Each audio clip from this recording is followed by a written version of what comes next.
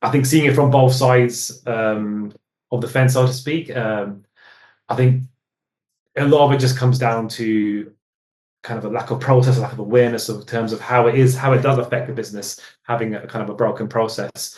I think from the business perspective, I think some of it's kind of obvious in terms of you're losing potentially really good talent. Your time to hire tends to increase, and that comes with increased costs, especially if you've got like an empty seat that you need to fill. And then ultimately, it harms your employer brand.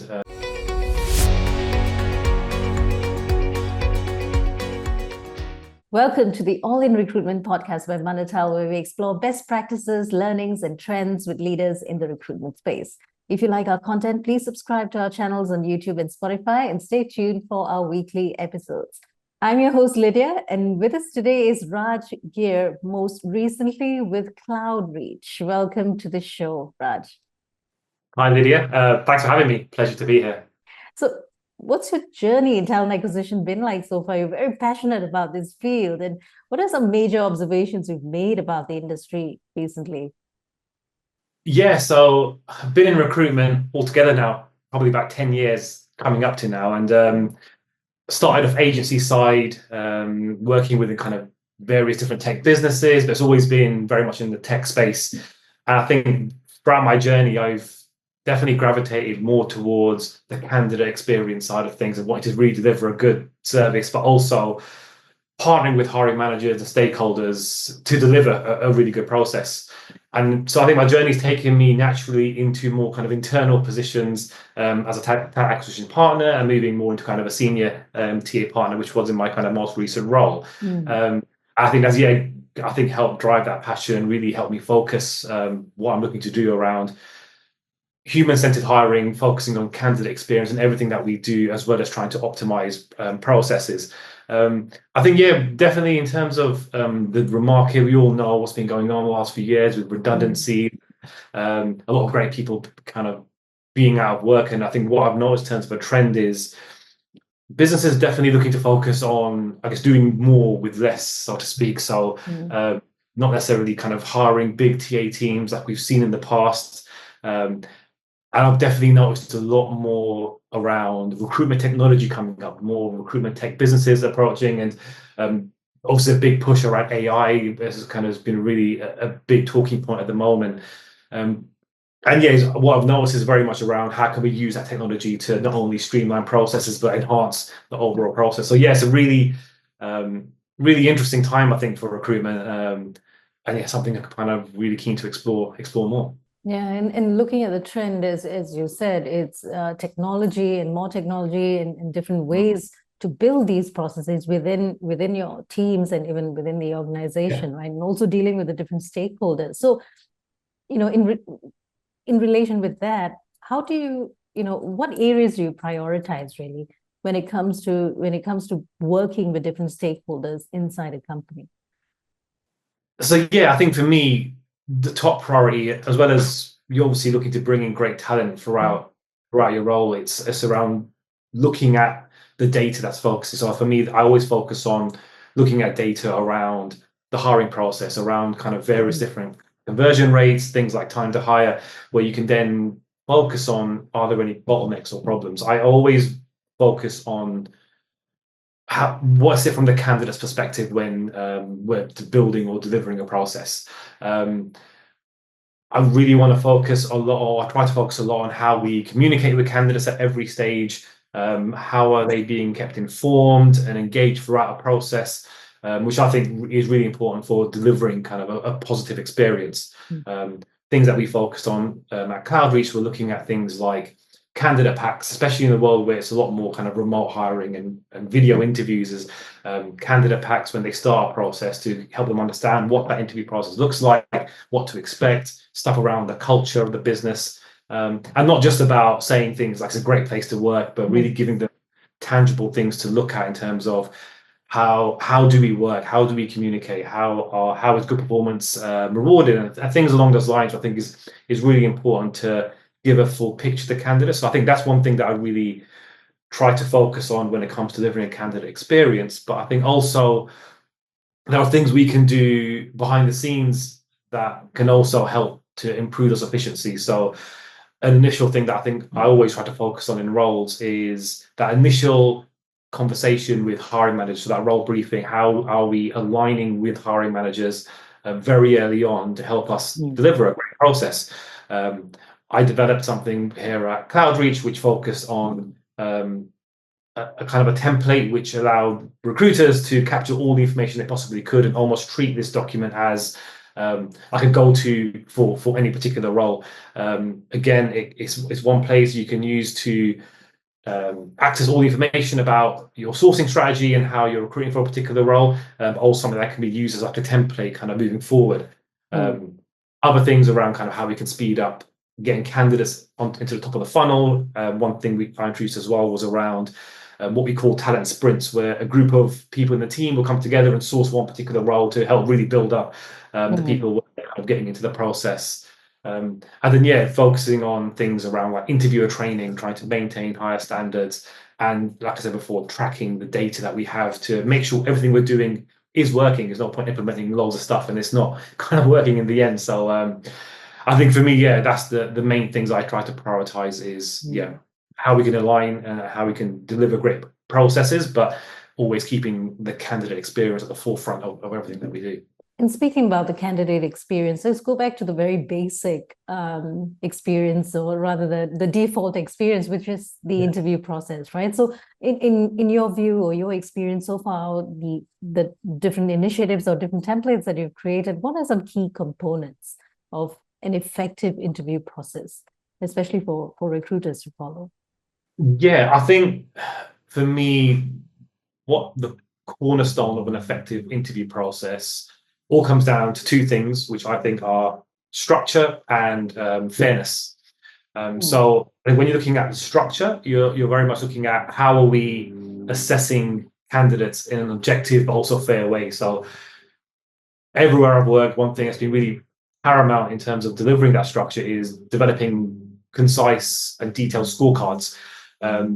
So having set criteria, what good looks like, how are we scoring, something that's very easy for interviewers and hiring managers to follow. One, it allows for every candidate in the process to be interviewed in a fair way, interviewed in the same way as well. We don't want to create a process which differs from candidate to candidate. So I think that firstly is very key.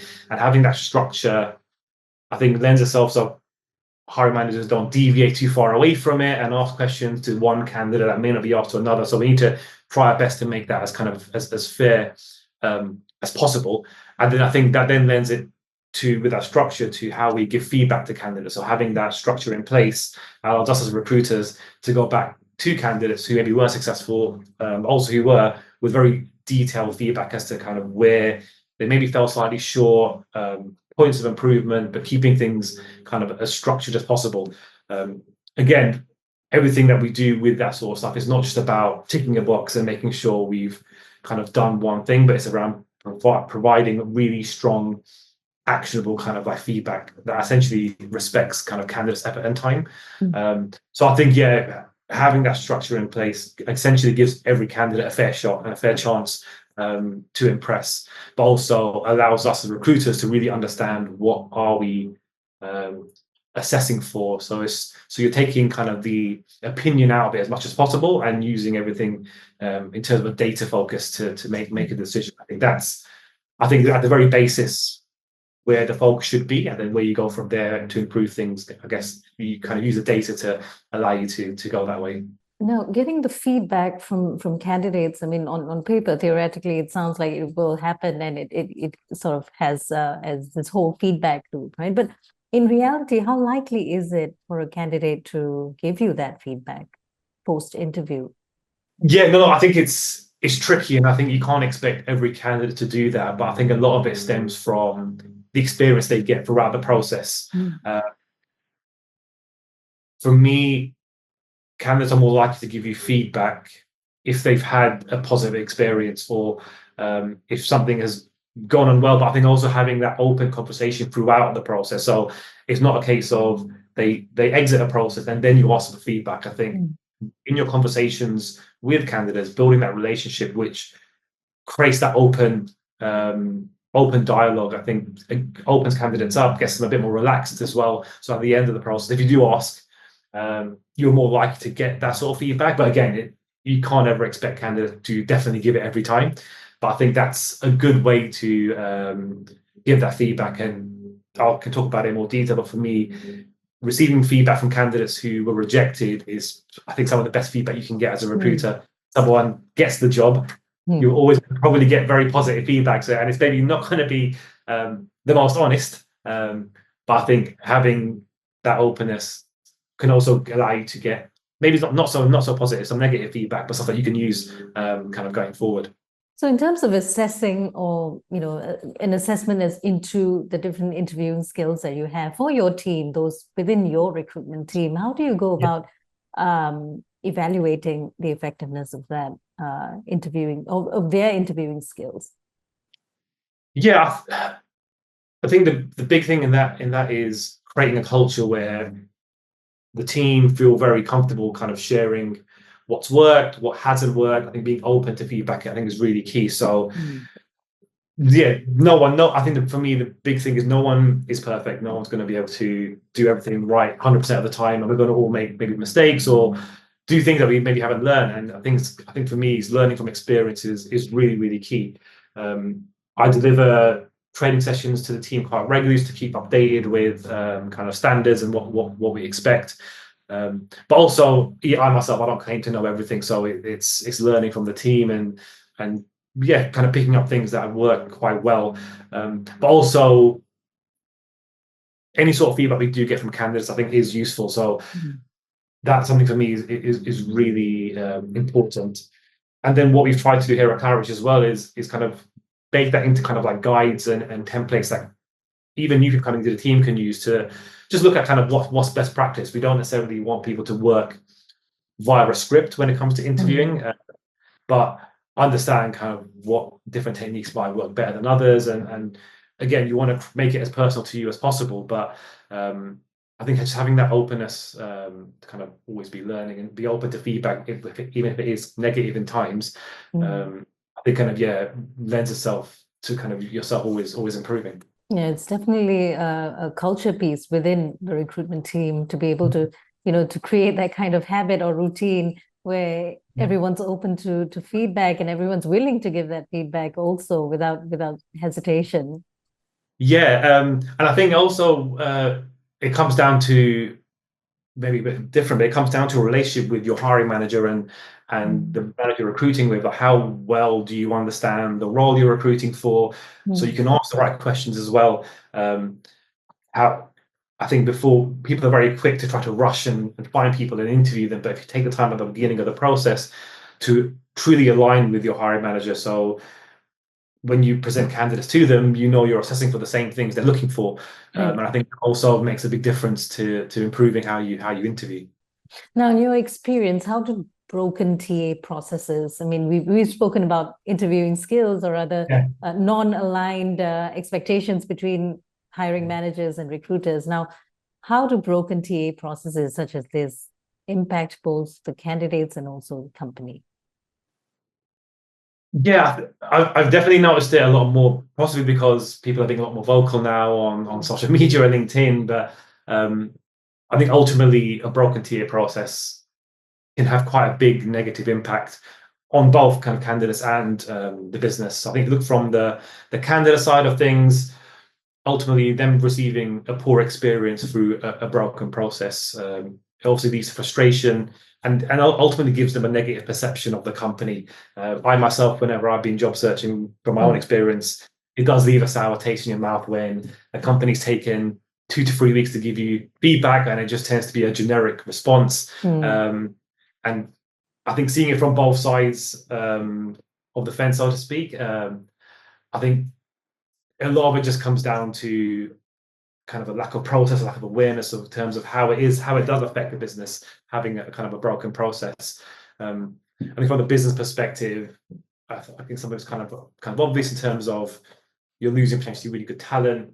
Your time required tends to increase, and that comes with increased costs, especially if you've got like an empty seat that you need to fill.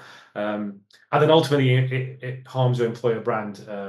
People especially online, talk a lot more about the negative Right. experiences than the positive. And the last thing you want as a recruiter is that perception of your business. So when you go out to other candidates and they've read a post about your company that isn't so positive, it kind of starts you off on the back foot. And I just think if everything you do as a recruiter, if you're always thinking about how is that going to impact the candidate more so than anything else, I think that's a very good starting point. And you can work really hard to make a process efficient, but if the candidate experience isn't being thought of, it can almost have a detrimental effect. So when it comes down to data, Raj, how do you use that data to story tell the candidate experience that you're going for? What is the goal of that candidate experience? I mean, how do you use that data to visualize or envision the kind of candidate experience that you'd ideally like to reach? Yeah, no, a great question. I think in terms of the data that I focus on, there's two sides of it. One is as a individual contributor hiring for particular roles. There's two areas I tend to look at. So one is your time metrics. So you look at overall your time to hire. So from the moment you start sourcing for a role to someone either accepts an offer or joins. And while that is a good starting point, what's really key is how you can break that down into the different segments of a recruiting process. And I think that's then how you can start to build a story. You might do really well with your time to source, and within 2 weeks you found great candidates. But if your time to interview is taking weeks and weeks, it's about how can you look at particular areas within that process to find out what is maybe taking a process so long. What are the particular bottlenecks? I think that's how you can eventually then look at building a story. But even more so is looking at conversion rates from stage to stage. So when you're messaging a lot of candidates, are only a few percent coming back to you? And if that's the case, is there a reason why? Do you have to look at your outreach messaging, for example? Or are you speaking to lots of candidates and then when you present to hiring managers, most of them get rejected? So again, I think that's how you start to build a story. Numbers are great, but if you just look at numbers, also from a manager's perspective, a hiring manager, numbers on their own don't really mean much. I think sometimes in recruitment, we put a lot of emphasis on these figures, but unless we're delivering a story to manager they can understand and make sense to them, it almost kind of seems pointless doing it. So I think if you understand where those kind of time to hire or time to metrics are taking longer than they should be, but then also looking at are there particular stages where a lot of candidates are dropping off, and then really going into that detail. And just making it, I think when the best way for me that I've noticed in terms of delivering a story to managers all comes down to level of effort. When I look at it as a recruiter, my job is to make a manager's life easier. I don't want to make their life more difficult by what we're doing. So if we're kind of noticing that they're having to conduct a lot of interviews, for example, and that's taking them away from their actual day-to-day job, that's a good way to resonate with them about that's what they don't want to be doing, right? So what can we then do to fix that? Is it a case of we need to align better at the very beginning? Is there a lack of understanding from the recruiter about the role, for example? Or even going past that, during the interviews, are they failing a particular interview? And is it because it's too difficult? Or again, are the candidates not being prepared as well? So you can go down, I think looking at data in its own could be a whole podcast in itself. Yeah, indeed. Because it's super interesting. And I think you always need to have that in the background as a recruiter, always understand individually or as a team, how are you performing? So one thing at Cloudreach we did was essentially make all our data transparent. So anyone in the team can go in and look at another recruiter and say, oh, why are they doing much better than myself? But it's not a case of hitting you over the head with it. It's a case of we all want to improve, and let's use the internal data we've got to make everyone as good as they can be. So yes, it's a really, I think, important aspect of improving kind of the overall experience in the process.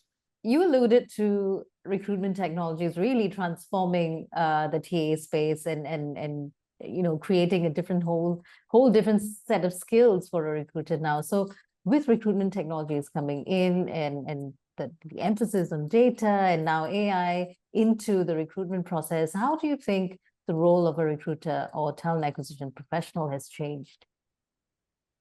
So yes, I think with AI and with technology, it's all fantastic, the stuff that's coming out.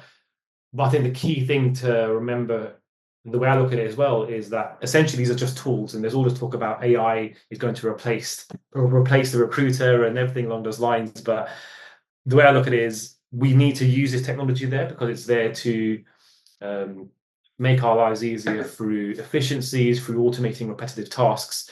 But I only see technology as kind of useful if it allows us as recruiters to focus on what I think is the most important part of our job, and that's building relationships, whether it's with candidates or whether it's with our stakeholders, internal stakeholders, and hiring managers. Um, so again, I was talking a lot more before about how TA partners are expected to do more with less, and I think that's where it comes down to how smart can we be with the technology that we have available to us now. There's simple things like scheduling tools that allow candidates to pick their own time and make a lot of stuff more self-service, which I think again is a path I think we should kind of probably explore more in terms of a recruitment process, trying to make it more accessible to candidates. So here's a technology like that we can use to help with that. Some really cool tech that's come out more recently is around AI note taking, which I think is, from what I've seen of what I've used myself, a game changer. So again, not worrying about having to type notes where you could miss out on some key information, having AI write your notes for you so you can focus again just on the conversation, on the person in front of you.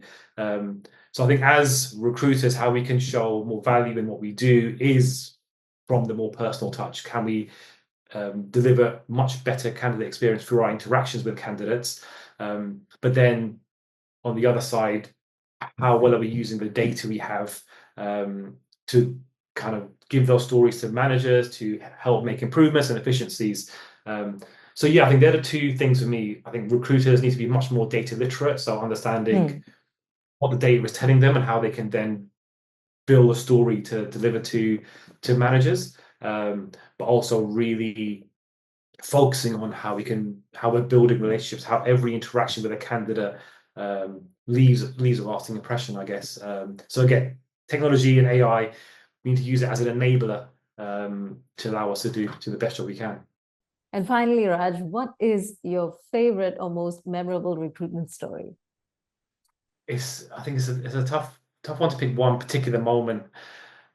For me, the most memorable moments are always when it comes to kind of candidate feedback. I think especially candidates who didn't get jobs with us. Obviously, not everyone you speak to can get a job. So I think for me, the most memorable moments are when candidates reach out to give positive feedback on an experience, even when they haven't got the job. So I think it's more memorable when you haven't actually asked for it. So I've had a couple of examples in the last few years where I've been left LinkedIn recommendations when I've not even asked for it, just to purely talk about the experience they had with me and how I kind of helped them, even though they may not have particularly, like I said, got the job.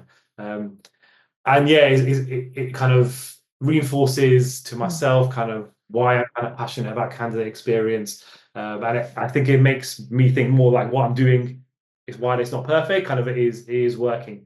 So I would say, yeah, that's probably for me the most memorable kind of moments in my kind of recruitment career. I always ask for feedback, but when you get unexpected positive feedback, unexpected, yes, it's yeah, definitely rewarding. It's very nice because I guess it's been a very I think tough few years for recruiters. Everything's been going on, so I think those little pockets of like positivity are like, trying to hold on to them as much as possible. Yes, indeed. It means we're doing something right, which I think is great. So thank you so much for your time and these generous insights, in particular looking at what's broken inside a hiring process, or trying to find the ways in which we can improve that and how to look at technology. So thanks again, Raj. So for those who are listening in, who want to maybe pick up a conversation with you or chat about one of these topics in a little more detail, where can they connect with you? So yeah, I think best place to connect with me will be on LinkedIn. You search for me, Raj Ghir. So really keen to speak to people around this topic. And thanks so much for having me on the podcast. It's been a pleasure. Thanks, Raj. And we have been in conversation with Raj Ghir, former Senior Talent Acquisition Partner at Cloudreach. Thank you for joining us, and remember to subscribe to stay tuned for more weekly episodes from All in Recruitment.